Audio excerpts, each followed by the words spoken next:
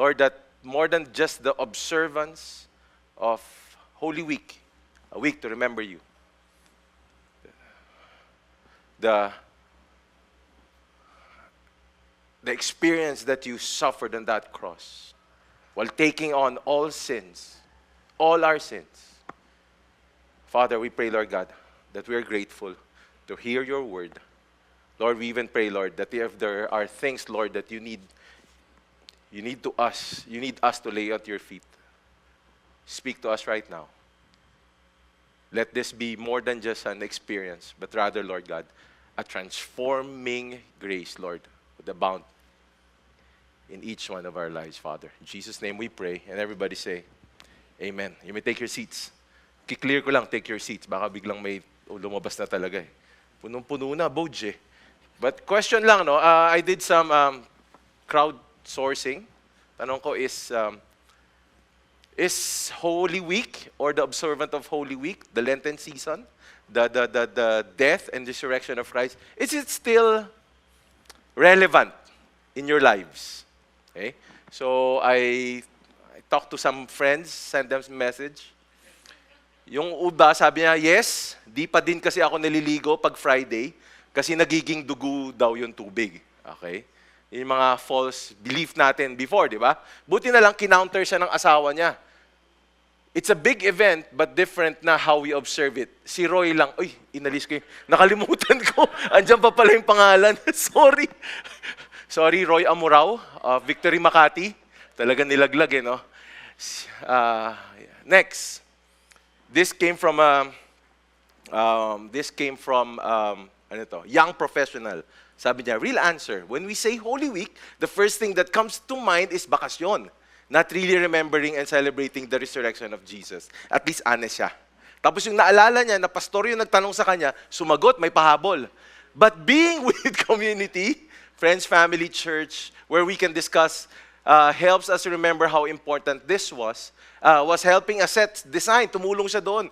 O nga pala, thank you doon sa mga tumulong sa atin sa set design from the lobby all the way to our kids' church. Ang galing talaga. Thank you, everyone. I realized that we need to keep communicating the true essence and meaning of Holy Week. Hindi lang siya Easter bunny, chocolate, like what Nathan preached sa Australia. Okay, so clue, kasama ko siya. Sumama siya. And then not just bakasyon and rest. Next. I think for me po, student. I think for me po, the relevance of Holy Week is much on what the intention is, but for the sake of being on a break from school or in general, a time for rest.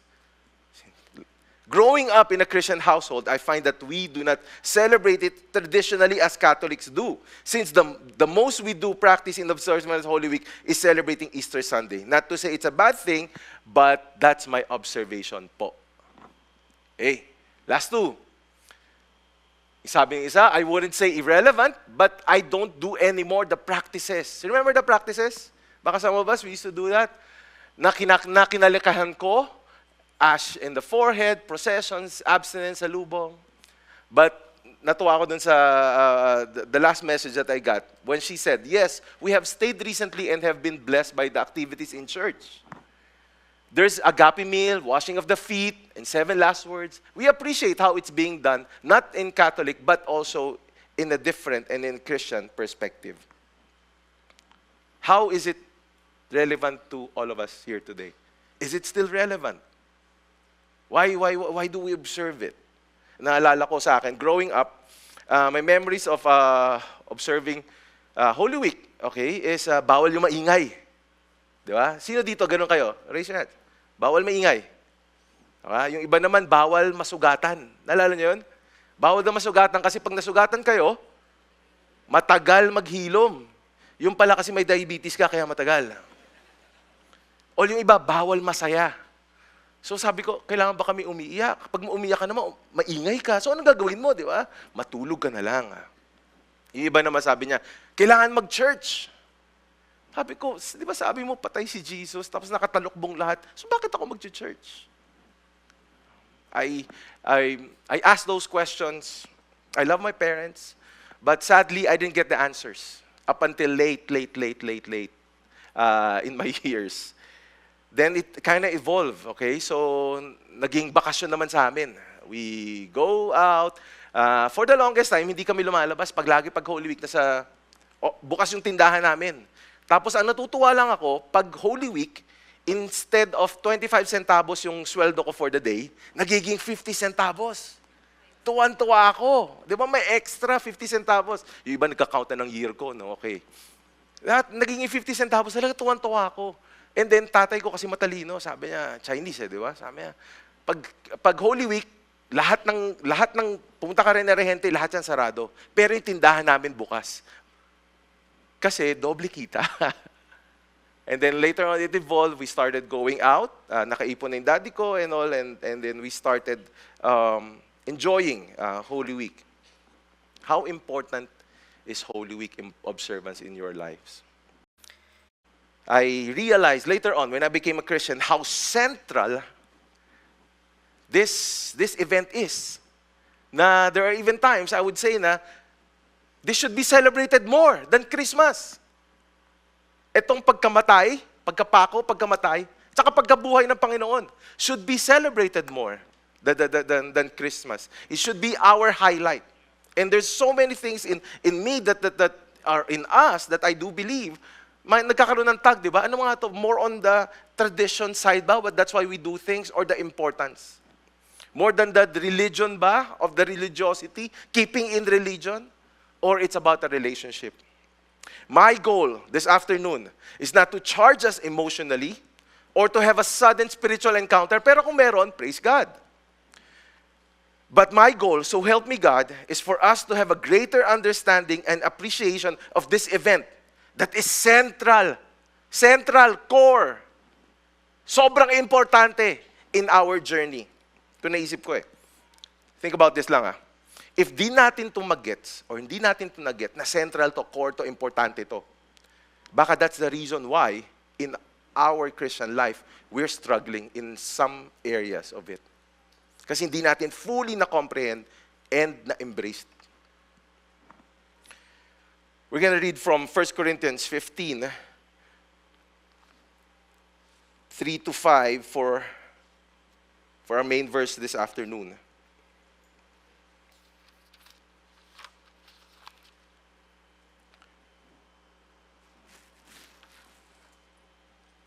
If you have your Bibles, turn your Bibles with me.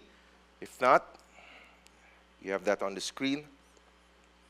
For I delivered to you as first importance what I also received, that Christ died for our sins in accordance with the Scriptures, that He was buried, that He was raised on the third day in accordance with the Scriptures, and that He appeared to Cephas, then to the 12.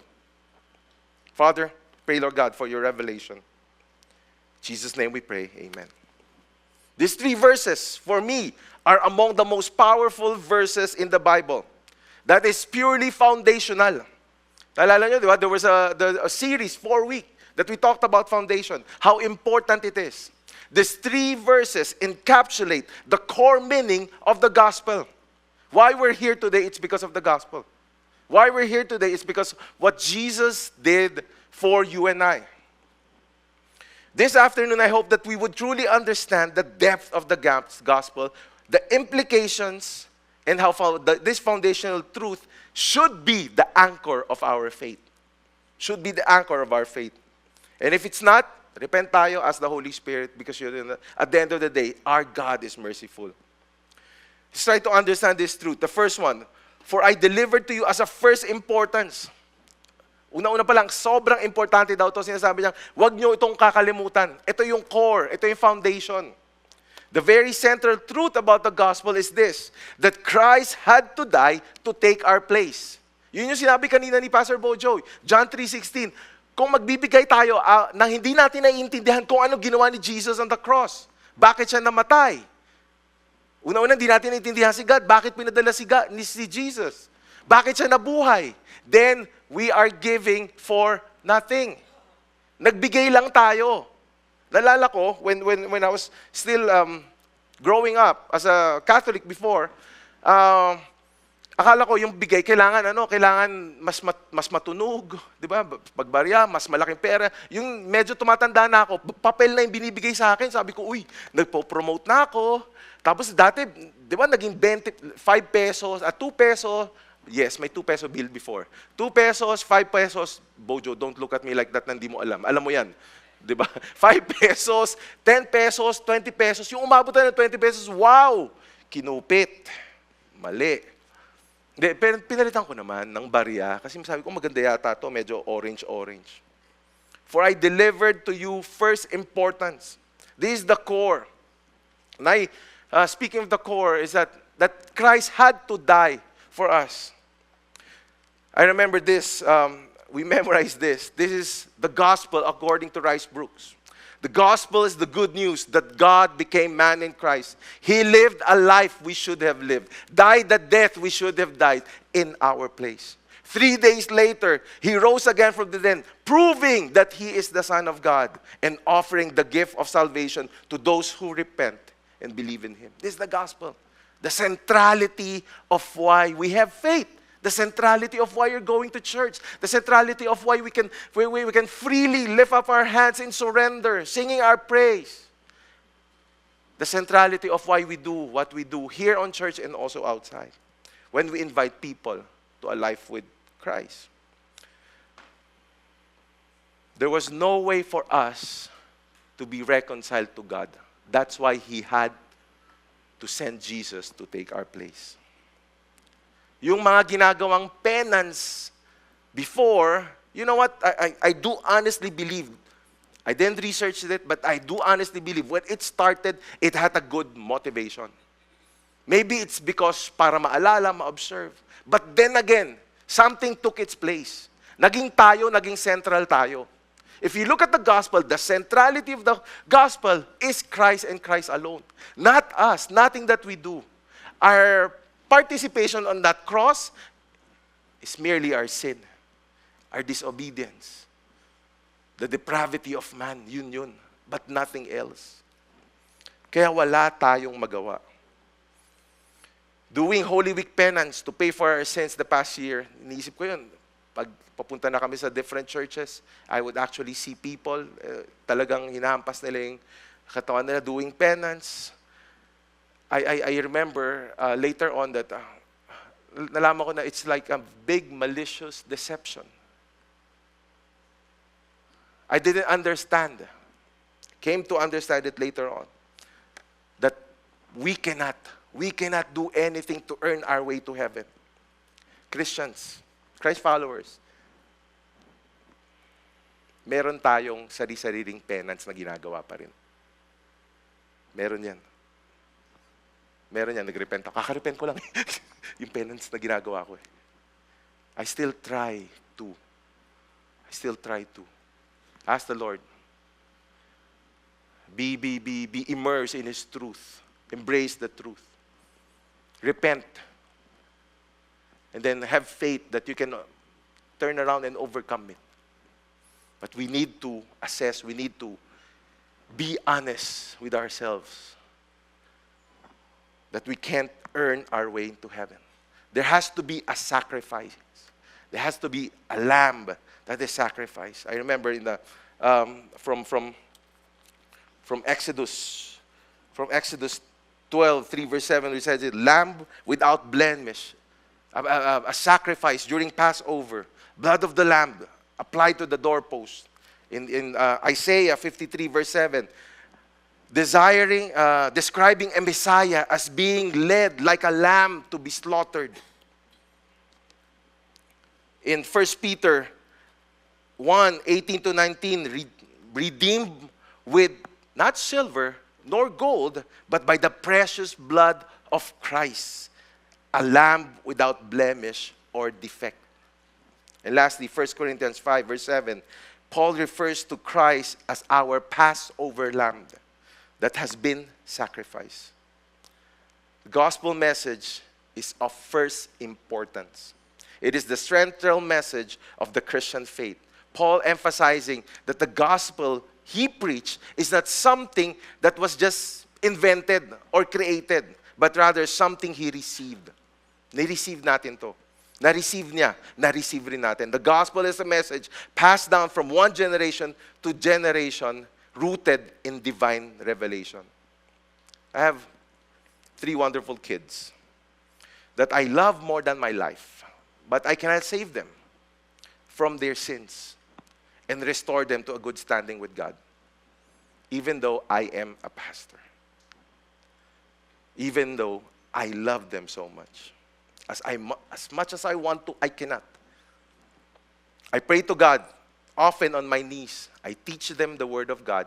I do my best, physically possible, to emulate Christ. Para maging a good example ako sa kanila. But until Jello, Monty, and Lara accepts the Lord Jesus Christ as their personal Lord and Savior and live a life for Christ, they won't get to heaven. It has to be received. I love the NIV, 1984 version, which said, "For what I receive, I pass on to you as first importance." I know for us parents here, madalas pinagpipray natin yung mga anak natin. Madalas sinishare natin yung mga anak natin. But pray also that they get to see it in our lives, that we have fully received it, embraced it, and living it out. As believers, we must be reminded to keep the gospel central in our lives, our ministries, and our church communities. Kailangan nakikita rin sa atin yun. Hindi yung, okay, masaya tayo dito, pero hindi nila nakikita si God. Pwede tayo ma-defocus. The gospel should shape our identity, our mission, and even our priorities. Yung kanina sinabi ni Pastor Bojo, pagka nasa beach ka, nagninilay-nilay ka, nag-observe ka, and reflect, ultimately, we need to repent and ask the Lord. There has to be a receiving part. It has to be reciprocal as well. So how relevant is it still today? Only you can answer it. Have you received fully the Lord Jesus as your Lord and Savior? I see some of my friends here who have been walking with the Lord for the longest time. This is always a good question to ask. This is always a good starting point to check where we are. Kasi baka nga, same old na eh. Alam mo na kung ano mangyayari. Another truth about the gospel is that God is a promise keeper. Always been and always will be. In verse 3 to 4, said here, according to the scripture, ganun siya ka-promise keeper. Ganun niya ikikip yung promise niya. Up to the very thing that kailangan mamatay ang anak niya, yes, He would do it. Jesus' death is the ultimate sacrifice that fulfilled God's plan of salvation to fulfill what was written in the scripture. Remember, I started with Exodus a while ago and then Isaiah. Before Jesus was born, it was already been prophesied and He kept His promise. The fulfillment part of the scripture is an essential part of the gospel. Why? To validate His power, to validate the power of Jesus over death and sin. This is important. Hindi lang say, namatay siya for, parang ma-amaze ka lang, parang ma-surprise ka lang, parang miracle. No. He's showing His sovereignty over the most painful, the thing that you don't want to even imagine on yourself, death. Ultimately, sin. Not only did He die, but that as He has promised, He resurrected. Only Jesus resurrected. Only Jesus conquered death. No other religion can claim this. No one can claim this. This alone confirms that He is the one and only Messiah, the promised Savior from the Old Testament up to today. Minsan kasi, started as a kids church pastor, so medyo malikot minsan yung isip ko. Inisip ko nga sabi ko, what if, di ba, pwede naman, nakita niya, ang gulo-gulo na ng mundo, nakita niya, nag-aaway-aaway na lahat, tapos sabihin niya, okay, Jesus, it's time to go back up. Back to base. Pero hindi. Pinabayaan pa rin niyang, as it was written, it was promised to everyone.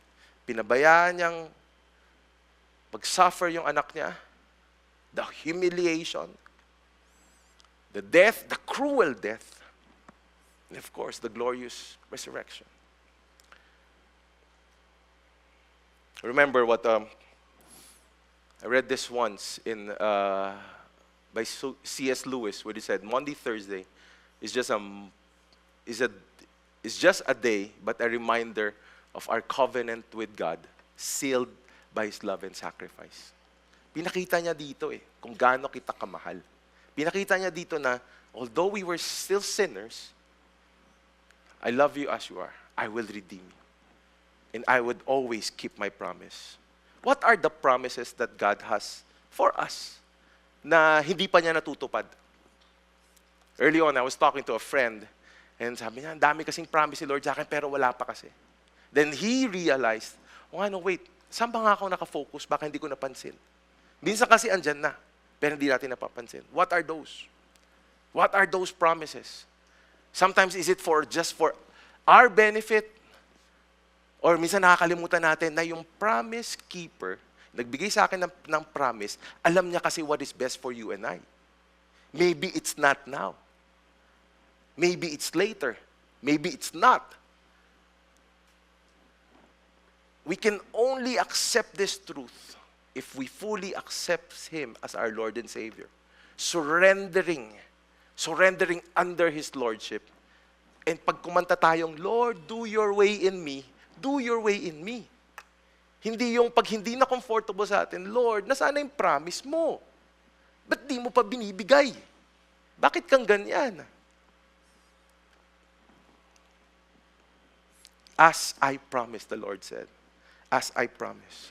1 John 5 verse 13 says, I write these things to you who believe in the name of the Son of God, that you may know that you have eternal life. What challenges are we facing today? Anxiety, God has a promise. In Psalm 46 verse 10, be still and know that I am God.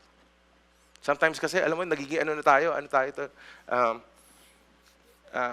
sobrang contentment natin, na may memorize na natin, nagiging bumper sticker Christians tayo. Sorry, alam mo yung bumper sticker Christians? Yung puro bumper sticker na we proclaim.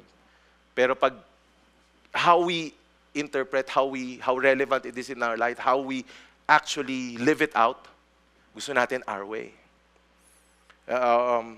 What challenge?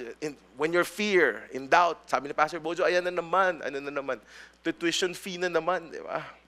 Isaiah 41 verse 10, do not fear, for I am with you. Do not be dismayed, for I am your God. I will strengthen you and help you. I will uphold you with my right hand. Uncertainty. Jeremiah 29 verse 11, I know the plans I have for you.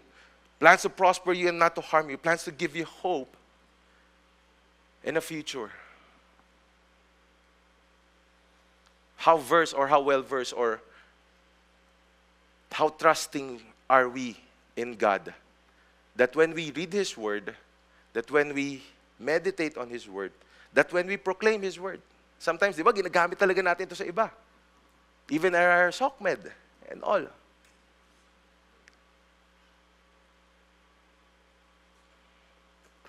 How patient are we? How in all glory we just bask in His presence and wait upon the Lord when we wait upon His promises in our lives. Go back to His promises to you. Read, meditate, study, love the Bible.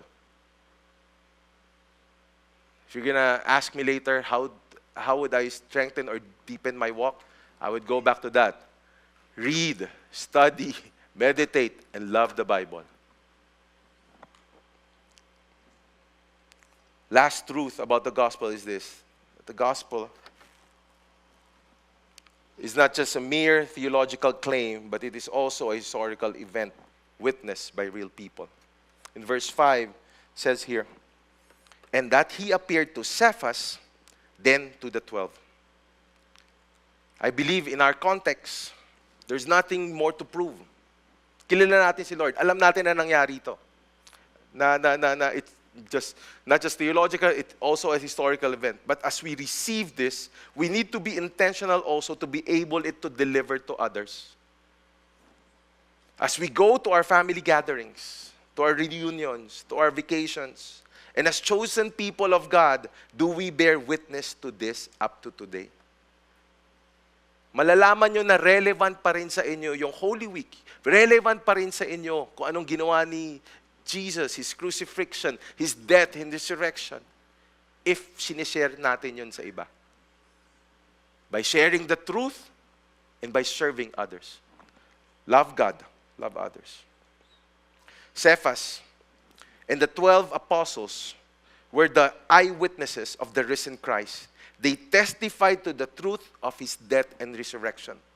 Their testimony was crucial for the early church for the spread of the gospel.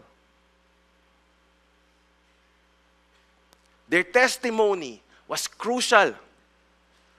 Yung shinare nila yung core, yung first importance ng message, the best news ever. Yung shinare nila to, it did something like a turnaround that helped propagate the spread of the gospel. If it's still relevant in our lives, we would still, and we would intentionally find that time to testify about this best news ever. In his book, The Gospel, J.D. Greear said, this gospel is not just a mere message to hear, it's a reality to live by and share with the world. It's something that has to be shared. It's something beautiful, something sovereign, something powerful, transforming, that we need to share it. Do we, with our lives, testify on His behalf? Or minsan, baka some of us here, ang tanong is, what keeps us from testifying? Maybe it's because feeling natin shallow pa lang. That's why we have to deepen our foundation.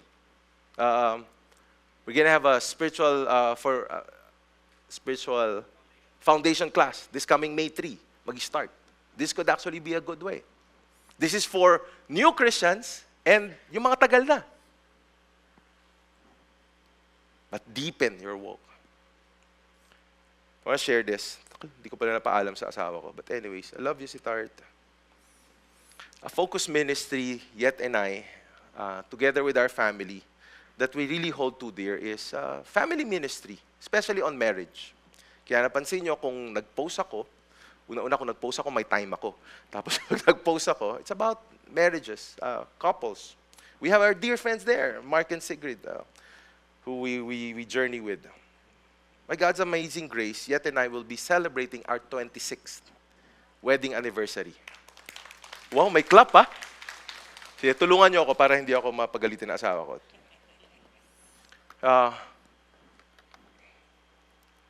Almost exactly 20 years ago, we left for Australia,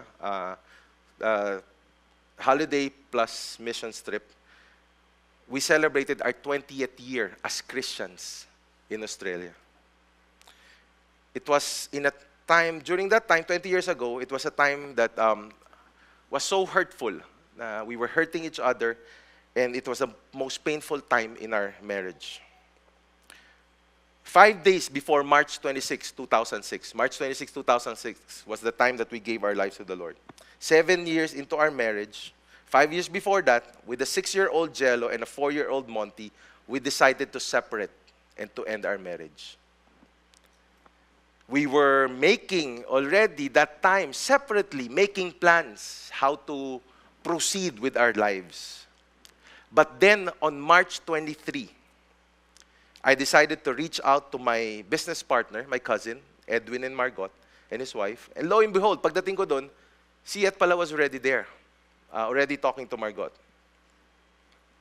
Margot and Edwin shared to us their marriage experiences. But the main thing that they shared to us was the best news ever. Yung best news ever is, akala ko yung kakabalikan kayo, magiging okay, hindi. The gospel.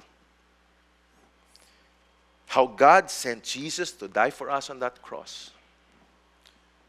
How Jesus resurrected after 3 days to give us hope that is eternal. How because of this, how because of what Jesus has done, we can be restored to our relationship with God so that we can be restored as husband and wife. We witness life success in their lives, sa buhay ni Edwin tsaka ni Margot, and also challenges throughout their lives. Kita namin na namatayan silang 2 anak, isang less than 30 days old, and yung sumunod na anak, namatay ng 7 months old. We saw businesses that they did, that became successful, and then nawala. We witnessed them fighting, but we saw how they lived out what they preach. I can still remember up to this day, one of the favorite psalm na sinishare ni Edwin to us, "For the Lord is good, His steadfast love endures forever, and His faithfulness to all generations." Sabi niya, Larry, itong pangako na to, grabe to. Yung buhay ni Edwin, iba rin yun, pwede pang isang series yun. So on that date, March 23, 2006, in their home in Parañaque, Yet and I decided to work to restore our marriage. But with this in mind, that we need first to restore our relationship with God. That we needed to accept the truth about the gospel, how we are sinners, no way to be reconciled back to God except through Jesus Christ, who God so willingly sacrificed to take our place so that our sins, yesterday, today, and tomorrow, will be forgiven, so we can have eternal life. Why was that important? Kasi kung left to us, na hindi namin alam kung yung buhay na binigay niya, yung pala yung mag-a-assure sa amin na magiging peaceful and joyful yung buhay namin. Na even though may ups and downs, even though hindi ka magiging perfecto, even though our marriage won't be perfect, it is still worth it. Just came from Australia, I said, and this was one of our pictures. This is a couples marriage booster that happened, ministering to couples. What message did we bring? The best news ever, the gospel. Preach a day after in their growing church in Canberra, Australia.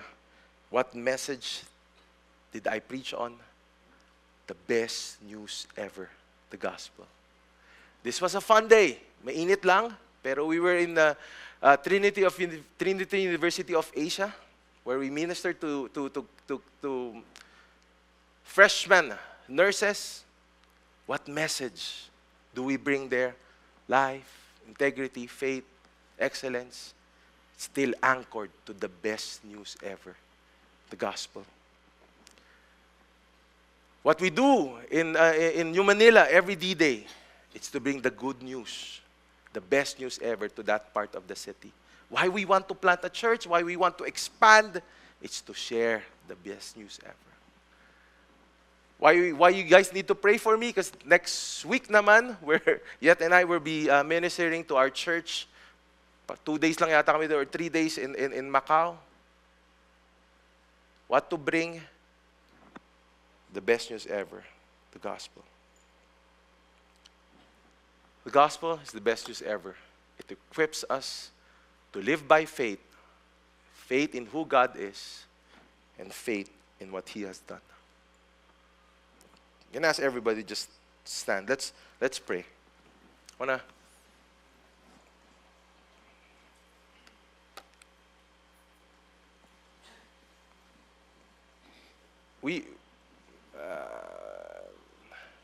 Sorry, mamaya tayo mag-worship. We're gonna go to Matthew 27, 32, 56.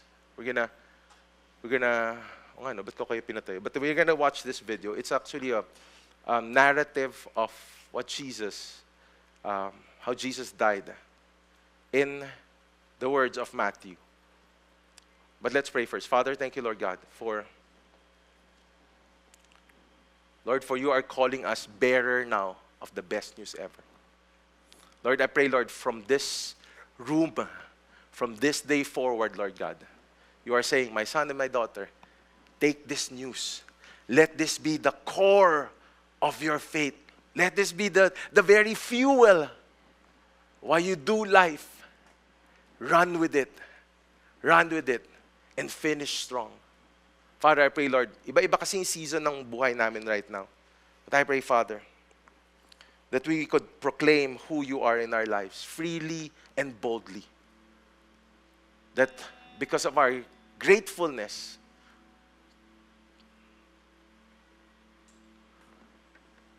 and because of your sacrifice, your grace is more than enough. That the power of the gospel, the power of the crucifixion, the power of death, the power of resurrection will be seen, Lord God, in our lives.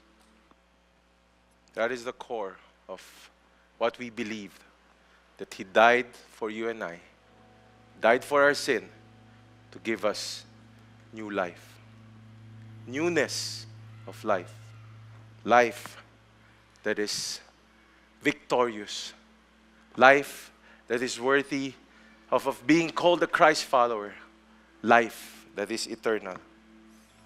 Let me end with Ephesians 2 verse 4, which says here, "But God, being rich in His mercy, because of the great love with which He loved us, even when we were dead in our trespasses, made us alive together with Christ. By grace, you have been saved. By grace, we have been saved. By grace, Justin, you have been saved. By grace, Rach, you have been saved. By grace, we have been saved. And raised up with Him, seated with Him in the heavenly places in Christ Jesus." Thank you, Lord God, for this is the victory, Lord God. The victory that you have won for each one of us. This, Lord, I pray, Lord, that each one of us, Lord God, will be bearer of the good and the best news ever, Lord God. Lord, even pray right now, Lord, if there are areas in our lives, Lord, that we need to surrender, we do it right now in the name of Jesus. Knowing, Lord, that when we put our complete trust in you, you, the promise giver, would always do your way. Lord, I pray, Lord, na alam naman namin na experience ka na namin before, but Lord, we want to experience newness every days of our life, Father. Lord, I pray, Lord God, for that joy, that rest, Lord, to always abound in us because of your presence. Lord, we just humbly ask for just your mere presence. It is already enough in our lives. Father, I pray, Lord, that as we go to our time of rest, our time na gumuni-muni kami, time that we would reflect, Father, I pray, Lord, you will always bring us back. Bring us back the first time we met you. Bring us back, Lord God, and to see your glory forevermore. In Jesus' name we pray. And everybody say, let's worship God. Let's give the Lord praise. Let's give the Lord praise.